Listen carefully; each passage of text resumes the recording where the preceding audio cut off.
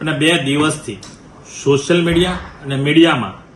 જે અફવાઓ ચાલી રહી છે કે આણંદમાંથી ભારતીય જનતા પાર્ટીના ઉમેદવાર મિતેશભાઈ પટેલ બદલાય છે,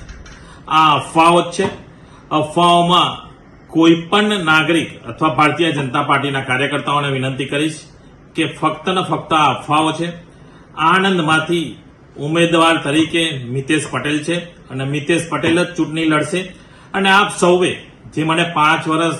2019 થી 2024 સુધીમાં આપ સૌના આશીર્વાદથી આપ સૌએ જે રીતનો સાથ સહકાર આપ્યો છે એ જ રીતનો સાથ સહકાર 2024માં આદરણીય પ્રધાનમંત્રી નરેન્દ્રભાઈ મોદી સાહેબ ત્રીજી વખત જ્યારે પ્રધાનમંત્રી બનતા હોય અને દેશની ઇકોનોમી 1 થી 3 માં જતી હોય ત્યારે આણંદમાંથી અને 26માં 26 સીટોમાંથી જ્યારે ગુજરાતમાંથી 5 લાખથી વધુ વોટોથી આપણે જીતવાના છે ત્યારે સૌ ભારતીય જનતા પાર્ટીના કાર્યકર્તાઓ સાથે મળી એકતાથી અને